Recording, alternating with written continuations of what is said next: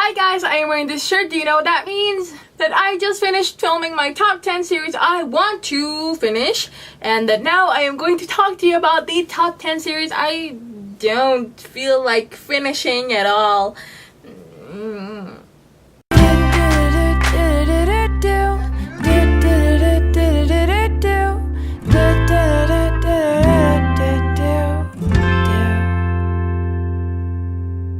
It's actually the only 10 series that I don't think I will be finishing, but like I have a couple of others in the Kindle, but those don't really count. Like, let's go physical books here. First is the Shiver series by Maggie Stiefvater. I do have the first book as a paperback, but a friend of mine, Sarah, borrowed it for the summer. I hope you are enjoying it, Sarah, in case you're watching, and take care of it because your life depends on it. I adored this novel. I cried so much at the end of it. I thought it was perfect, just so romantic, so great, and I was just in love with it. And I thought it was a standalone. Yes, the first book did leave a couple of questions unanswered, but I think that you as the reader could have easily imagined what happened. My mind just went for a happy ending for everyone, and it really could have supported itself as a standalone. And when they released some more books, I was like, A friend of mine got Linger and Forever, and she was like, She told me that it felt sort of forced how things turned out, and I know that feeling. And a lot of you are going to want to kick me for saying this, but I do not want to read book 2 and 3 and have my love for the first one sort of vanish. I know that that's not what should happen, because I mean, I can still love the first book just as much and not the rest of the series. But I just do not feel like reading book 2 and 3, so I do not think I will ever finish with this series. But everyone should read book 1 because it's great. Confusing. Next, the Mortal Instruments series, which was a series I had finished until Cassandra Clare had the brilliant idea of writing 3 more novels. What's up with that? I don't feel like reading the rest of the series. I just don't. Cassandra Clare also wrote The Infernal Devices, which was so much better than The Mortal Instruments, so I have no reason to believe that this one won't be better than the first 3 books here, but I just know. I don't like it when I get that feeling that authors are just sort of dragging things on for the sake of just writing more.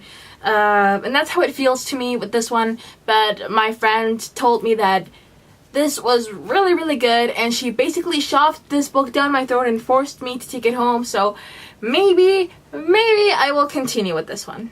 I am gonna be rereading this one for the movie, so maybe I get interested again and we continue. Don't know.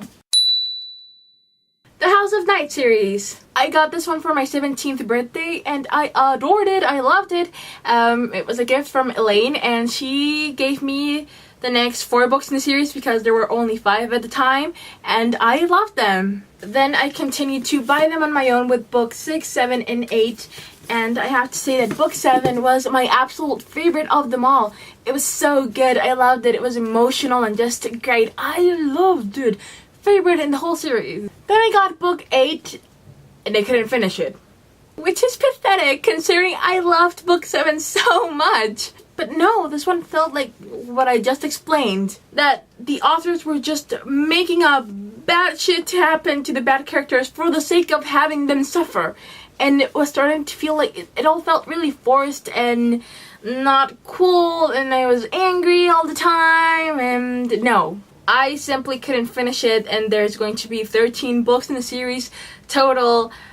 I don't think I'm going to be able to finish it. I have not read anything else of this series after this one, so Next, the Fallen series by Lauren Kate, because first book was not that bad, but book 2 was bad. Except for the ending. The ending was good. But not good enough to make me read book 3 because a lot of people have liked this series, but no, I would not recommend it to anybody, no. Next, the Evermore series by Alison Noel.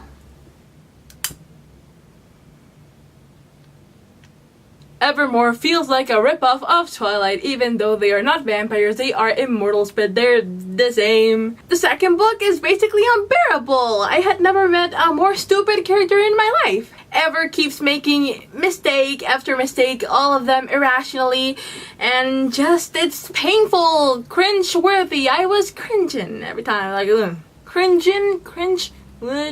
So die, series, die. Next, The Vampire Academy by Rochelle Med. I borrowed the first 3 books by a friend of mine, and I got this one for like $2, but I thought the series was good, so fans, please, hold on, I did like it. It was good, entertaining, action-packed, but I was never, ever able to connect with Rose, ever. It always felt like there was this huge glass wall between us, and I just couldn't get inside her head, and it was just so difficult and stressing. They are filming book 1. It's going to be made into a movie, in case you didn't know. So I will be rereading that one, and maybe if I can manage to connect with Rose, I will continue with the series, but if not, then... Next, The Summer I Turned Pretty by Jenny Han. So many people loved this. I hated it. Belly seemed like a really dumb character, and I don't know, like a whiny teenage girl that is like, oh, love me. And it was very stressing to be inside of her head. And like, there's a ton of flashbacks, and I usually hate flashbacks. Ugh.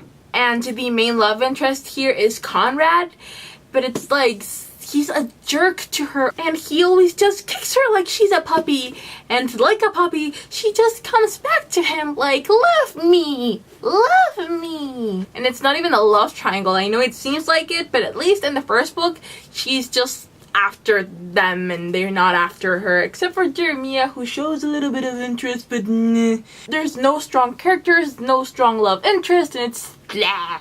We'll not continue with this ever. And I know, sorry if I offended the hardcore fans of this, but it's not for me. It's not for me. The Level 2 series by Leonard Athelin. It's actually the Memory Chronicle series. I got this one from Simon & Schuster for review, and there was a little bit of too much religion for my taste. Well, I don't really have a problem with books that talk about religion, but when I feel like you're pushing your religion to me, it annoys me, and that happened here. The characters were flat. Super incredibly flat. Two-dimensional characters. It was boring. I don't care if you die. I don't care if they kill you. I don't care if you kill someone. I don't care what happens to you. You can die, because I don't give a fuck about you. The characters, not you. Not you. Just you, them. And the ending was so confusing. What just happened here? No. So, no. Halo! The Halo series by Alessandra Adornetto. I did not even finish with Halo. No. The girl's supposed to be this angel that comes to the world and does not know about anything, and then she goes to school and she starts learning stuff. But, I mean, come on. Can people really be so naive as to not notice that this girl is different? She goes to school and they're like, oh, here, have lip gloss. And she says, what's lip gloss? I've never heard of lip gloss before. And the girls are like, oh, of course you don't know about lip gloss. You have perfect lips. You have no need of using it.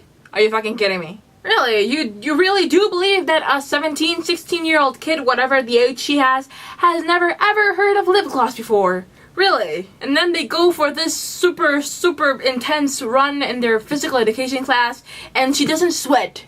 At all. Not a single drop of sweat, and they're like, oh my god, I envy you. You don't sweat at all. Because it's normal to stumble upon teenage girls that like don't even sweat a single drop when they are running a lot. That's normal. So I cannot help but think that the author made us seem like really stupid creatures, us human beings.